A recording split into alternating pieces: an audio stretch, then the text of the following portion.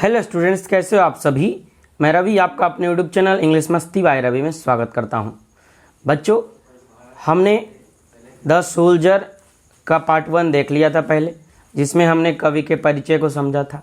आगे आज के इस वीडियो में हम द सोल्जर जो कविता आपका है उस कविता को समझेंगे। इस कविता में कवि क्या क्या कह रहे हैं उसको जानने की कोशिश करेंगे। और देखिए, यही है जो रूपर्ट ब्रूक हैं, जो आपको सैनिक के ड्रेस में दिख रहे हैं। और जो अभी मेरा प्रीमियर लाइव क्लास देख रहे हैं वो इस लिंक को ज़्यादा से ज़्यादा अपने दोस्तों के पास शेयर करें, ताकि वो भी चैनल से जुड़ करके अभी का जो लाइव क्लास हो रहा है उसको देखें और उनको भी मेरे वीडियो से लाभ हो। ठीक है, तो चलिए हम लोग आज की क्लास को शुरू करते हैं। आज का जो कविता है उसको हम शुरू करते हैं। तो चलिए देखिए कविता क्या बोल रहा है। सबसे पहले रूपर्ट ब्रूक के बारे में हमने पढ़ लिया था कि रूपर्ट ब्रूक जो हैं वो बार पोइट थे और एक सैनिक भी थे। मतलब कि वो एक कवि के होने के साथ साथ एक सैनिक भी थे, और वो अपनी कविताओं के माध्यम से सैनिक जो उनके साथी थे उनका हौसला बढ़ाते थे, देशभक्ति की भावनाओं को वो बढ़ाते थे। तो चलिए क्या बोल रहा है देखते हैं। द सोल्जर, सबसे पहले इनके जो लेखक हैं वह हैं रूपर्ट ब्रूक। बोल रहे हैं, if I should die think only this of me, that there's some corner of a foreign field that is for ever England there shall be, in that rich earth a richer dust conceal. हमने 4 stanza को पढ़ा। अब इसके जो meanings है वो सबसे पहले हम देख लेते हैं, उसके बाद हमको हिंदी समझना ज़्यादा आसान होगा। देखिए मीनिंग यहाँ एक है थिंक, थिंक का मतलब सोचना। ठीक है, दूसरा मीनिंग कॉर्नर है, कॉर्नर मतलब कोना होता है। फॉरेन फील्ड मतलब होता है, फॉरेन फील्ड मतलब होता है विदेशी ज़मीन। फॉरेन मतलब क्या होता है, विदेशी, और इसी में अगर ईयर लगा दिए तो फॉरनर, तो जो आदमी है वो हो जाता है। ठीक है, आगे यहाँ देखिए जो है रीचर मतलब बहुत ज़्यादा धनी, और कॉन्सील मतलब होता है छुपा हुआ। डस्ट मतलब क्या होता है, धूल। ठीक है, अब समझते हैं। बोल रहे हैं कवि, इफ़ आई शुड डाई, यदि मैं मर जाऊं, है ना। कवि क्या बोल रहे हैं, इफ़ आई शुड डाई, यदि मैं मर जाऊं। मतलब कवि क्या है, एक सैनिक है, और सैनिक के दृष्टिकोण से वो बोल रहे हैं कि यदि मैं युद्ध करते करते मर जाऊं, लड़ते लड़ते मर जाऊं, थिंक ओनली दिस ऑफ मी, तो मेरे बारे में केवल इतना ही सोचना। क्या सोचना, क्या बोल रहे हैं, थिंक ओनली दिस ऑफ मी, तो मेरे बारे में केवल इतना ही सोचना। क्या सोचना, that there's some corner of a foreign field that is for ever England there shall be. ठीक है, तो कवि बोल रहे हैं कि यदि मैं लड़ते लड़ते युद्ध में मर जाऊं तो मेरे बारे में इतना ही सोचना कि जहां भी किसी विदेशी जमीन के कोने पर मैं मरूं, जहां भी किसी जमीन पे मैं मरूं।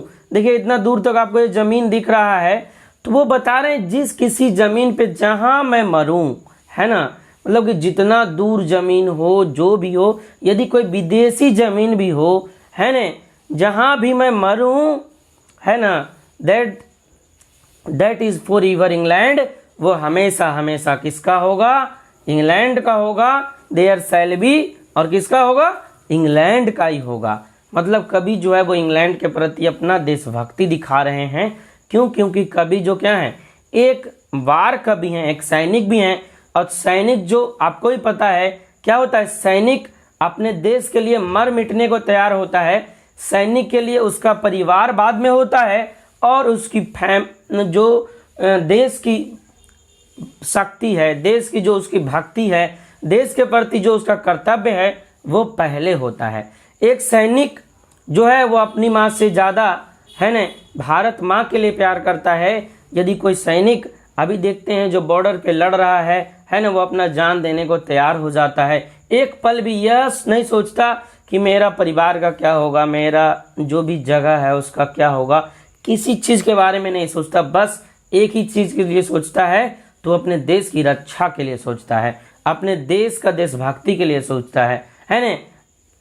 आज आपको पता है नहीं पता है, हम आज जिंदा हैं, आप आज जिंदा हैं, यदि अपने घर में हम सुख चैन से बैठ के रात का नींद ले रहे हैं ना, तो कोई हमारे लिए रात के लिए जाग रहा है और हमारे जो बॉर्डर हमारे देश का है उसके चारों तरफ पहरा दे रहा है, तभी हम आज जाके अच्छे चैन की नींद सो पाते हैं। क्यों? क्योंकि ऐसा करने वाला वो एक सैनिक ही होता है जो खुद तो सोता नहीं है, खुद का नींद चैन गवा करके हमारे लिए रक्षा करता है। इसलिए सैनिक का सैल्यूट जो है वो हम सभी को करना चाहिए, है ना। उनका अपमान भी नहीं करना चाहिए। क्यों? क्योंकि वो हैं तभी हम हैं। ठीक है, आगे देखिए क्या बोल रहे हैं। There is for ever England there shall be. तो एक सैनिक के रूप में ये कभी भी सोच रहे हैं कि देखो भाई, हम जहां भी मरेंगे, है ना, मेरे बारे में केवल एक ही चीज सोचना कि जो भी जमीन होगा, चाहे वो विदेशी हो या देशी हो, वो जमीन किसका होगा? इंग्लैंड का होगा। In that rich earth a richer dust conceal. और ये जो इंग्लैंड की धरती है, ये एक बहुत ही सुखी, संपन्न, समृद्ध धरती है। रिच मतलब क्या होता है? अमीर। तो रिच मतलब यहाँ अमीर से नहीं जाइए, अमीर आदमी होता है ना। लेकिन यदि धरती अमीर है तो धरती क्या है? सुखी, संपन्न है, अच्छा अन्न पैदा करने वाली है ना। देखिए, धरती दो तीन तरह का होता है। एक धरती बंजर होता है, उससे भी काम लिया जा सकता है। लेकिन एक धरती क्या होता है? प्रोडक्टिव फील्ड होता है, जहाँ से हमको अनाज मिलता है, जिसको हम खाते हैं। तो वो क्या है? समृद्ध धरती है। तो वही कवि बता रहे हैं, in that rich earth a richer dust concealed. और ये जो समृद्ध धरती है, ये जो सुंदर धरती है, इसके अंदर, है ना, ये रिच तो धरती है ही, इसके अंदर इसका जो धूल है, ये देखिए धूल, ये क्या है? उससे भी ज्यादा क्या है? सुखी, संपन्न है। और ये धरती के अंदर क्या है? एक सुखी, संपन्न जो डस्ट है वो छिपा हुआ है। कॉन्सील मतलब क्या हुआ? छिपा हुआ होना। ठीक है, अब देखिए नेक्स्ट स्लाइड में कवि क्या कहा। देखिए विद्यार्थियों, आगे क्या कह रहे हैं कवि, है ना। पिछले में तो कितना अच्छा बात बोले, आगे देखिए। ये कवि जो है वो देशभक्त कवि हैं, मतलब सैनिक हैं, तो बात भी उसी तरह के करेंगे, है ना। आगे देखिए क्या बोल रहे हैं। ए डस्ट, पीछे डस्ट के बारे में बताए थे कि वो जो डस्ट है बहुत ही क्या है? सुखी, संपन्न है, अमीर है ना, समृद्ध है। आगे देखिए क्या बोल रहे हैं। ए dust whom England bore, saved, made aware, gave once her flower to love, her ways to roam, a body of England's breathing English air। अब पहले इसका मीनिंग को समझते हैं, फिर हमको समझना आसान होगा जो लिखा हुआ है। बोर मतलब जन्म देना, सेव्ड मतलब आकार, मेड अवेयर मतलब जागरूक बनाना, अब बेज मतलब रास्ता होता है, रोम मतलब होता है घूमना इधर उधर, ब्रीदिंग मतलब होता है श्वास लेना।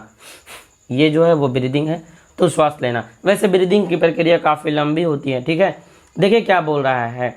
ए डस्ट whom इंग्लैंड बोर। अब उसी डस्ट के बारे में कवि जो है वो बता रहे हैं कि यह जो डस्ट है, यह जो धूल है, उसी कण से ये जो इंग्लैंड है, ये देखिए यहाँ इंग्लैंड आपको यूनाइटेड किंगडम दिख रहा है, ये बना है ना। ए डस्ट whom इंग्लैंड बोर, यह वही डस्ट है बाबू, यह वही डस्ट है जिसको क्या किया? जिसने इंग्लैंड को बनाया, है ना। यह वही धूल है जिससे इंग्लैंड बना है, या जिसने इंग्लैंड को बनाया है ना। देखिए यही आपका यूनाइटेड किंगडम है। आगे क्या बता रहे हैं। सेव्ड, मेड अवेयर, है ना, जिसने इस इंग्लैंड के धरती को आकार दिया है, शेप दिया है, और मेड अवेयर, जिसने जागरूक बनाया है ना। इसी धरती पर हम लोग जन्मे, यही जो है वो इंग्लैंड का निर्माण करवाया, इसी के धरती का धूल से इंग्लैंड बना, और वही हमको क्या किया? वही धूल से इंग्लैंड को आकार दिया गया, और यही जो धूल है, यही जो कण है, वो हमको जागरूक बनाया। Gave once her flower to love, her ways to roam. बोल रहा है कि दिया, क्या दिया? Once her flower to love, उसने ये जो इंग्लैंड की धरती है, इसने अपने फूल को, है ना, हमें प्यार करने के लिए दिया, है ना। धरती पर ही तो फूल उगता है। आगे देखिए बोल रहा है हर वेज टू रोम, और इसने अपने रास्ता दिया। ये जो इंग्लैंड की धरती है, इसने रास्ता दिया ताकि हम उस रास्ते पे घूम सकें, चल सकें, है ना। हम भी अपने देश भारत के बारे में कुछ इसी तरीके से भावना रखें तो ज़्यादा अच्छा है ना। कि ये जो धरती है, इसी पे हम रहते हैं, हमारा देश यह भारत है है ना। और हमारा भी इस देश के प्रति कुछ कर्तव्य, कुछ चिंताएं बनती है, ज़रूर बनती है, क्योंकि जिस तरीके से कवि बता रहे हैं वो सारा तरीका ही तो हमारे देश पे भी लागू होता है। हम भी उसी मिट्टी के बने हुए हैं, इसी भारत माँ से हम भी पैदा लिए, है ना। और यही जो है वो हमको आकार देता है। और यहाँ का जहाँ भी हम रहते हैं, वहाँ का जो समाज है, वहाँ का जो धरती है, वो हमको सिखाता है बहुत कुछ, हमको जागरूक बनाता है कि कैसे समाज में रहना है, क्या करना है। वो हमको इसी धरती, इसी भारत माता से सीखने को मिलता है। वही चीज़ वो इंग्लैंड के बारे में कवि बता रहे हैं कि जो है ये धूल, इसी से इंग्लैंड बना है, इसी ने इंग्लैंड के जो ये भूमि है इसको आकार दिया है और जागरूक बनाया है। इसी ने फूल दिया जो हमको प्यार करने के लिए है, और इसी ने हमको रास्ता दिया जिस रास्ते पे हम चलते हैं। आगे देखिए क्या बता रहे हैं, a body of England's breathing English air. और ये जो हमारा शरीर है ये इंग्लैंड का ही शरीर है। और इसी इंग्लैंड, इसी लंदन जो हमारा देश है, इसी में हम क्या कर रहे हैं, इसी इंग्लैंड की धरती पर, इसी इंग्लिश हवा में हम श्वास ले रहे हैं, है ना। यही देखिए धूल है, यही हमारा फूल है जिससे हम प्यार करते हैं। आगे देखिए क्या बता रहे हैं, वही कि यही इंग्लिश धरती है, यही इंग्लैंड की भूमि है जहां हम क्या करते हैं, श्वास लेते हैं। हम भी बोल सकते हैं यही हमारा भारत देश है, जिस देश के अंदर हम खुशी खुशी अच्छे से रहते हैं, और इसी देश के अंदर हम श्वास लेते हैं। और हम बहुत खुश नसीब अपने आप को मानते हैं कि हम भारत जैसे देश में पैदा हुए, जहां बहुत सारे वीर सपूत जन्म लिए जो हमारे लिए लड़ के गए, और आज हमारे लिए इतना सुंदर देश बनाया ताकि हम इस देश में आज कितना सुखी पूर्वक, चैन पूर्वक रहते हैं। ठीक है, आगे देखिए क्या बता रहे हैं स्लाइड में कवि जो है। नेक्स्ट देखिए बच्चों, कवि क्या कहना चाह रहे हैं, आगे बोल रहे हैं, washed by the reverse, blessed by sons of home, and think this hurt all evil said away, a pulse in the eternal mind no less। आगे पढ़िए। सबसे पहले मीनिंग देखते हैं। वास्ड मतलब होता है नहाना या धोना, रिवर मतलब नदियाँ, ब्लेस्ड मतलब आशीर्वाद देना, थिंक मतलब सोचना, हर्ट मतलब होता है हृदय, इविल मतलब होता है बुराई, सेड अवे मतलब होता है दूर हो जाना, पल्स मतलब होता है मनोभाव या फिर स्पंदन, है ना। जो हमारा यहाँ पे देखिए, यहाँ पे एक नस होता है, वो ऐसे धक धक धक धक थोड़ा सा करता है, उसको पल्स बोलते हैं, है ना। यहाँ हाथ में भी होता है और हार्ट में तो होता ही है ना। आगे देखिए, इटर्नल माइंड मतलब होता है दिमाग के अंदर, मतलब शाश्वत माइंड होता है। इटर्नल मतलब शाश्वत होता है, हमेशा के लिए।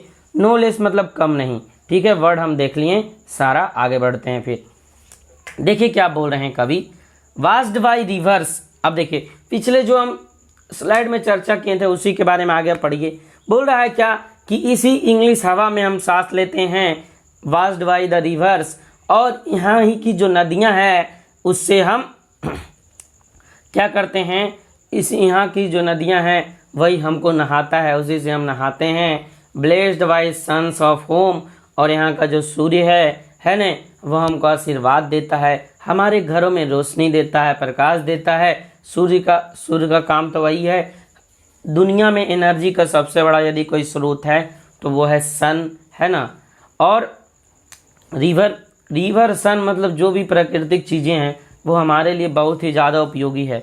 लेकिन आजकल हम क्या कर रहे हैं, अपने आप को इस प्राकृतिक चीज़ों से तो दूर कर ही रहे हैं, प्लस इन चीज़ों को भी ख़त्म कर रहे हैं। नदी को धीरे धीरे सिमटती जा रही नदियाँ, है ना। बहुत सारी चीज़ें हो रही पॉल्यूशन के कारण। आगे देखिए क्या बोला, तो वास्ड बाय द रिवर्स, यही नदी देखिए कितना शानदार लग रहा है। तो नदियों के द्वारा हमें क्या किया जाता है, नहाया जाता है, नदियों के द्वारा हमें धोया जाता है। Blessed by suns of home, और हमारे घरों को सूर्य के द्वारा आशीर्वाद दिया जाता है, रोशनी दी जाती है, एनर्जी दी जाती है।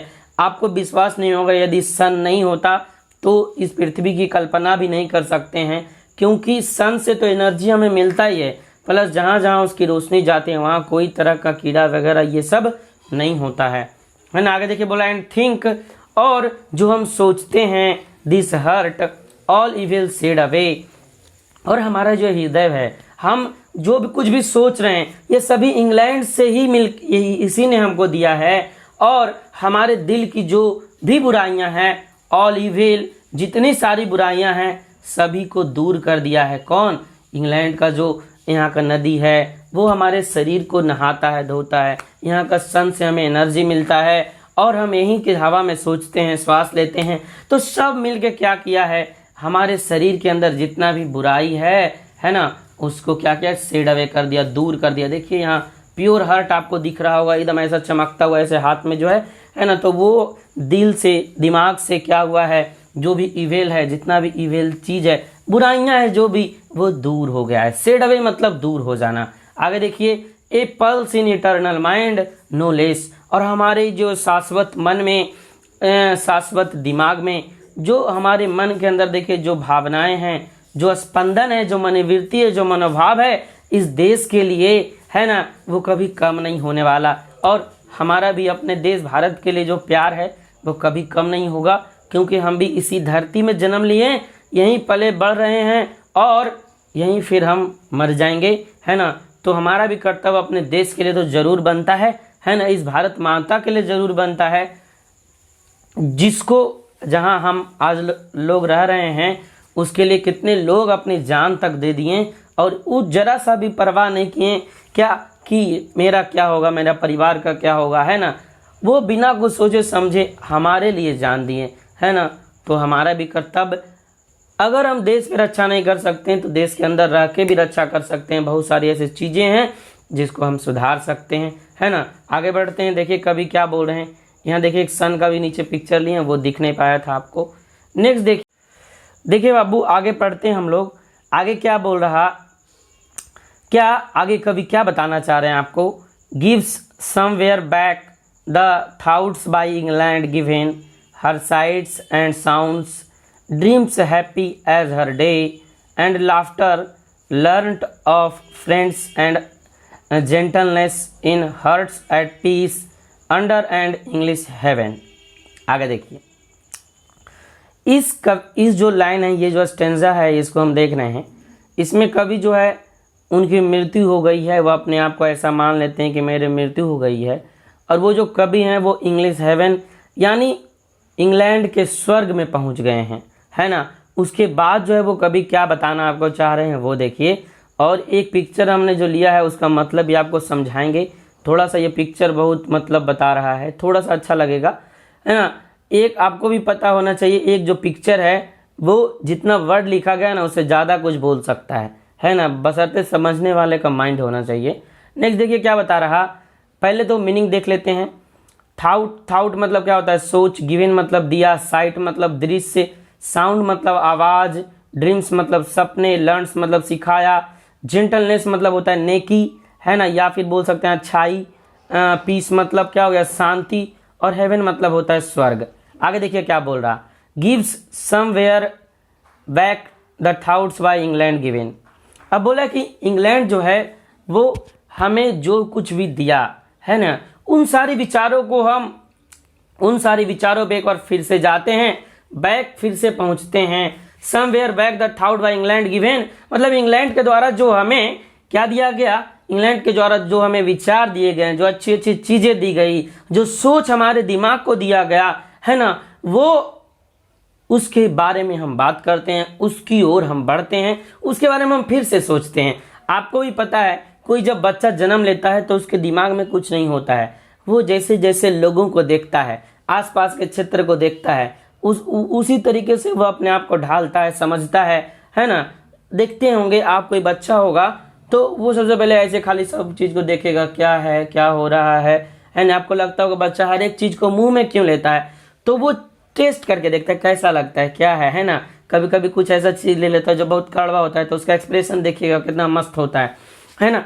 तो वो बच्चा धीरे धीरे धीरे धीरे ढालता है अपने आप को इस कंडीशन के अनुसार, इस समाज के अनुसार, इस धरती के अनुसार, और यही धरती का सोच उसके दिमाग में जाता है, फिर जाके वो एक आदमी बनता है जिसमें सोच किसका होता है, तो इसी धरती का होता है ना। आगे पढ़िए क्या बोल रहे हैं, gives somewhere back the thoughts by England given. चलिए हम उस विचारों पर फिर से चलते हैं जो इंग्लैंड ने हमको दिया है ना। क्या दिया आगे देखिए, हर साइट्स एंड साउंड्स, उसके जो दृश्य हैं, उसकी जो आवाजें हैं, है ना, सभी जगह की प्राकृतिक दृश्य होती हैं, सभी जगह के कुछ ना कुछ खूबियाँ होती है, सभी जगह कुछ ना कुछ आवाज़ होता है ना। तो वही बता रहे हैं कवि कि अब चलिए उस सोच की ओर बढ़ते हैं जो इंग्लैंड हमको दिया है ना। यहाँ की जो दृश्य है, यहाँ का जो साउंड है, यहाँ की जो आवाज़ें हैं, dreams happy as her day, और जो हमको सपने दिखाएं और हमारे दिन को जो है वो खुश रखा, अच्छे तरीके से रखा। And laughter learned friends and gentleness, और क्या बोल रहा है, एंड लाफ्टर, और जो हमको हंसी दिया है ना। यहाँ देखिए हंसी का बात बोल रहे हैं, है ना, जो हमको हंसी दिया, खुशी दिया, है ना, इतना अच्छा वातावरण दिया।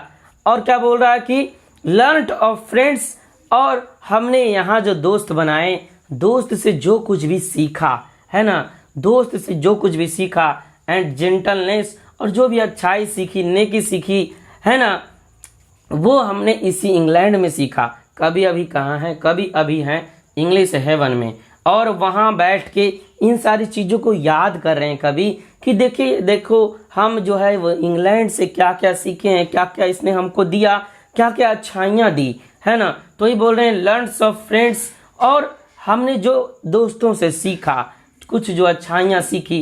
ये देखिए जेंटलनेस का एक पिक्चर लिए हैं, एक वृद्ध व्यक्ति है जो एक पेड़ और उसमें जो मिट्टी है वो एक बच्चे के हाथ में दे रहा है। इसका अर्थ आप समझ रहे हैं, है ना। ये जो हाथ है वो हमारे पूर्वजों का है, हमारे माता पिता का है, हमारे दादा दादी का है, और ये हमारा हाथ है ना, जिसमें वो संस्कार संस्कृति जो वो सीखे हैं, जो उनकी विचार है, जो उनकी परंपराएं हैं, अच्छी हो चाहे थोड़ा सा कुछ बुरा भी होता है, लेकिन बड़े जो लोग हैं वो हम लोग के लिए अच्छा ही सोचते हैं।